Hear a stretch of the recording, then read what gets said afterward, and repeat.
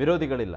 But ಒಂದು ಕಾಲದಲ್ಲಿ ಯಾವ ಮಟ್ಟಕ್ಕೆ ವಿರೋಧ ಇತ್ತು ಅನ್ನುವಂಥದ್ದು ಈಗ ತಮ್ಮ ಆರೋಗ್ಯದ ವಿಚಾರದಲ್ಲಿ ಗೊತ್ತಾಗ್ತಾ ಇದೆ. ಯಾವ ಮಟ್ಟಕ್ಕೆ ದಾಳಿ ಆಯಿತು ತಮ್ಮ ಮೇಲೆ, 7 ಜನರು ಎಲ್ಲಿಂದ ಬಂದರು, ಅವರು ಯಾರು, ಯಾವ ಸಮುದಾಯಕ್ಕೆ ಸೇರಿದವರು, ತಮ್ಮ ಸಮುದಾಯಕ್ಕೆ ಸೇರಿದವರೇ ತಮ್ಮನ್ನ ಕೊಲೆ ಮಾಡೋದಕ್ಕೂ ಕೂಡ ಬಂದರು, ಶವವಾಗಿ ಬಿದ್ದಿದ್ದೀರಿ ಅನ್ನುವಂಥ ಒಂದು ತಪ್ಪು ಕಲ್ಪನೆಯಿಂದ ನಿಮ್ಮನ್ನು ಬಿಟ್ಟು ಹೋಗ್ತಾರೆ. ಹೌದು.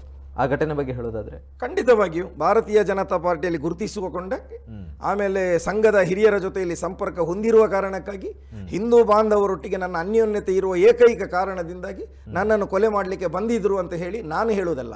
ಆ ಕೊಲೆ ಮಾಡಲಿಕ್ಕೆ ಬಂದ 7 ಮಂದಿಗಳು ಅಲ್ಲಿ FIR ಅಲ್ಲಿ ದಾಖಲಾಗಿರುವಂಥ ಸತ್ಯ, ಅಲ್ಲಿ ದಾಖಲೆಯಲ್ಲಿ ಆಗಿರುವಂಥ ಸತ್ಯ ಸುಳ್ಳು ಅಂತ ಹೇಳುವುದಿಲ್ಲಲ್ಲ.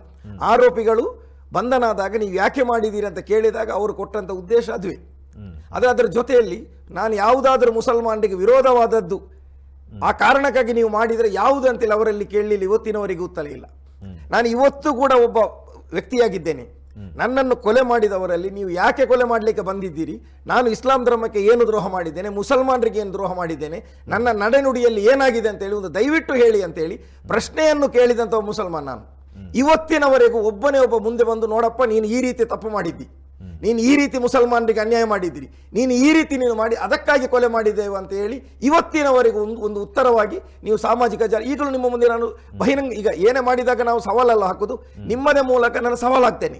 ಯಾರಾದರೂ ಒಬ್ಬ ಕೊಲೆ ಮಾಡಿದಂಥ 6 ಮಂದಿ ವ್ಯಕ್ತಿಗಳ ಪೈಕಿ ಅಥವಾ ಅವರನ್ನು ಪ್ರತಿನಿಧಿಸುವವರು, ನೀನು ಮುಸ್ಲಿಂನ ಈ ಕಾರಣಕ್ಕೋಸ್ಕರ ಕೊಲೆ ಮಾಡಿದ್ದೇವೆ, ಈ ರೀತಿ ನೀನು ವಿರೋಧ ಮಾಡಿದ್ದಿ, ಒಂದು ಲೈನ್ ಹೇಳಿ ನಾನು ತಲೆ ತಗ್ಗಿಸಿ ನಾನು ಅವರಲ್ಲಿ ಕ್ಷಮೆ ಕೇಳ್ತೇನೆ, ನನ್ನ ಸಮಾಜದಲ್ಲಿ ಕ್ಷಮೆ ಕೇಳ್ತೇನೆ, ನನ್ನ ಧರ್ಮಗುರುಗಳಲ್ಲಿ ನಾನು ಕ್ಷಮೆ ಕೇಳ್ತೇನೆ.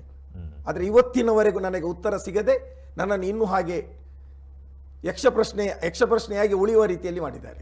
ಬಿಜೆಪಿಗೆ ಸೇರಿದ್ರಿಂದ ರೈಮುಚ್ಚಿದವರು ಪಡ್ಕೊಂಡಿದ್ದೇನೂ ಇಲ್ಲ, ಎಲ್ಲವೂ ಕೂಡ ಕಳ್ಕೊಂಡಿದ್ದೆ, ಜೊತೆಗೆ ತಮ್ಮ ಕೈ ಬೆರಳುಗಳು ಕೂಡ, ಅದು ಕೂಡ ಸಾಕ್ಷಿ ಆಗ್ತಾ ಇದೆ. ಒಂದು ಬಾರಿ ತೋರಿಸೋದಾದ್ರೆ ಖಂಡಿತವಾಗಿಯೂ ಒಂದು ಬೆರಳು ಹೋಗಿದೆ, 3 ತುಂಡು ಮಾಡಿದಂಥ ನನ್ನ ಕೈ, ತಲೆಗೆ ಯಾವ ರೀತಿ ಕಡಿದಿದ್ದಾರಂತ ಹೇಳಿದರೆ ಅದು ನನ್ನ ಉಸಿರು ಹೋಯಿತು ಅಂತ ಹೇಳುವವರೆಗೂ ಕಡಿದಿದ್ದಾರೆ. ಕೊನೆಯ ಕ್ಷಣದವರೆಗೂ ನಾನು ಹೇಳ್ತಾ ಇದ್ದ ಪದಗಳು ಒಂದೇ, ಲಾ ಇಲಾಹ ಇಲ್ಲಲ್ಲಾಹ್ ಅಂತ. ಯಾಕಂದರೆ ಪ್ರತಿಯೊಬ್ಬ ಮುಸಲ್ಮಾನ ಆಗ್ರಹಿಸೋದನ್ನು ಸಾಯುವಾಗ ಅವನ ಬಾಯಿಯಲ್ಲಿ ಆ ಶಬ್ದ ಬರಬೇಕು ಅಂತ ಹೇಳಿ. ಅದು ಎಲ್ಲಿ ನನ್ನ ಬಾಯಿಯಲ್ಲಿ ಕೇಳುವುದು ಕ್ಷೀಣವಾಯಿತು ಆಗ ಅವರು ತಿಳ್ಕೊಂಡ್ರು ಇವನು ಸತ್ತಿದ್ದಾನೆ ಅಂತ. ಆ ರೀತಿ ಆ ಕ್ಷೀಣವಾದಾಗ ಅಲ್ಲಿಂದ ಎದ್ದು ಹೋದದ್ದು. ಯಾರೋ ಪುಣ್ಯಾತ್ಮರು ತಗೊಂಡ್ರು, ಆಸ್ಪತ್ರೆಗೆ ತಗೊಂಡು ಹೋದೆವು.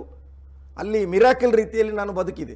ಕಾರಣ ನನ್ನ ಧರ್ಮಕ್ಕೆ ಆಗಲಿ, ನಾನು ಯಾವುದೇ ತಪ್ಪು ಮಾಡದೇ ಇರುವುದರಿಂದ ಕೊಲ್ಲುವವನಿಗಿಂತ ರಕ್ಷಿಸುವವನ ಮೇಲೂ ಕಾಯುವವನ ಮೇಲೂ ಅವನು ನನ್ನನ್ನು ಕಾದಿದ್ದಾನೆ.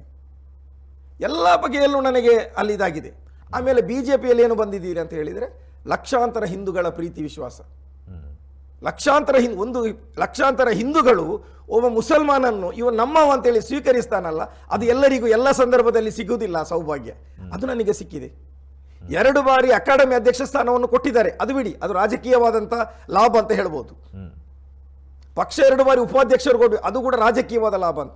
ಆದರೆ ಇಷ್ಟು ಜನ ಒಂದು ಪ್ರೀತಿ ವಿಶ್ವಾಸ ತೋರಿಸಿದ್ದಾರಲ್ಲ, ಅದಕ್ಕೆ ಬೆಲೆ ಕಟ್ಟಲಿಕ್ಕೆ ಸಾಧ್ಯವಿಲ್ಲ. ಅದು ನನಗೆ ಇಲ್ಲಿ ಕಳಿಸಿರತಕ್ಕಂಥದ್ದು. ರಾಷ್ಟ್ರೀಯವಾದ ನಾನು ಇಲ್ಲಿ ಕಲಿತಿದ್ದೇನೆ, ಬಹುಸಂಖ್ಯಾತರ ಭಾವನೆಗಳನ್ನು ನಾನು ಗೌರವಿಸಿದ್ದೇನೆ. ಯಾವತ್ತೂ ಕೂಡ ಬಹುಸಂಖ್ಯಾತರ ಭಾವನೆಗಳಿಗೆ ವಿರೋಧವಾಗುವಂಥ, ಧಕ್ಕೆ ಆಗುವಂಥ ಒಂದು ಮಾತು ಹೇಳಲಿಲ್ಲ. ನನ್ನ ಸಮುದಾಯಕ್ಕೆ ಕೂಡ ಅನ್ಯಾಯ ಮಾಡಲಿಲ್ಲ. ನನ್ನ ಧರ್ಮವನ್ನು ನಾನು ಕಟ್ಟುನಿಟ್ಟಾಗಿ ನಾನು ಪಾಲಿಕೆ ಮಾಡ್ತಾ ಇದ್ದೇನೆ. ಯಾರಾದರೂ ಒಬ್ಬರು ಬಂದು ಹೇಳಿ, ರಹೀಮುಚ್ಚಿಲನ್ನು ನಾವು ಒಂದು ಬಾರಲ್ಲಿ ಕಂಡಿದ್ದೇವೆ, ರಹೀಮುಚ್ಚಿಲರನ್ನು ಯಾರಾದರೂ ಒಂದು ಬೇಡದ ಸ್ಥಳದಲ್ಲಿ ಕಂಡಿದ್ದೇವೆ, ರಹೀಮುಚ್ಚಿಲಿಂದ ಕ್ಲಬ್ ಜುಗಾರಿಯಲ್ಲಿ ಮಾಡಿದ್ದಾರೆ, ಅವನು ಇಸ್ಲಾಂ ವಿರೋಧಿ ಆಗುವಂತಹ ಕೃತ್ಯಗಳಲ್ಲಿ ಭಾಗವಹಿಸಲು ನಾವು ಕಂಡಿದ್ದೇನೆ, ಅವನು ನೈಜ ಮುಸಲ್ಮಾನ ಅಲ್ಲ ಅಂತ ಹೇಳುವಂಥದ್ದು ಒಂದು ಆಧಾರ ಸಮೇತ ತೋರಿಸಲಿ. ಆದರೂ ಕೂಡ ಮುಸಲ್ಮಾನರೇ ನನಗೆ ಇವತ್ತು ಕಾಫಿರ್ ಅನ್ನೋ ಪಟ್ಟ ಕೊಡ್ತಾ ಇದ್ದಾರೆ, ನಾನು ಮುಸ್ಲಿಂ ಅಲ್ಲ ಅನ್ನತಕ್ಕಂಥ ಪಟ್ಟ ಕೊಡ್ತಾ ಇದ್ದಾರೆ. ನಾನು ಹೆಸರಿಗಾಗಿ ಮುಸಲ್ಮಾನ ಅಂದ ಪಟ್ಟ, ಆದರೆ ನಾನು ಮುಸಲ್ಮಾನ ಹೌದಾ ಅಲ್ವಾ, ಇಸ್ಲಾಮಿನಲ್ಲಿ ನನ್ನ ನಿಷ್ಠೆ ಇದೆಯೇ ಅಲ್ವಾ, ಇವರಿಗೆ ಯಾರಿಗೆ ತಿಳಿಸಬೇಕಾದ ಅಗತ್ಯ ಇಲ್ಲ. ಅದು ಏನಿದು ಸರ್ವಶಕ್ತನಾದ ನನ್ನ ಅಲ್ಲಾಹನಿಗೆ, ಆ ಅಲ್ಲಾಹನ ಮತ್ತು ನನ್ನ ಮಧ್ಯೆ ಇರುವಂಥ ಸಂಬಂಧ, ಆ ಸಂಬಂಧದಲ್ಲಿ ಅವನು ತೃಪ್ತನಾಗಿದ್ದರೆ ನನಗೆ ಇವರ ಯಾರ ತೃಪ್ತಿಯ ಅಗತ್ಯವೂ ಇಲ್ಲ.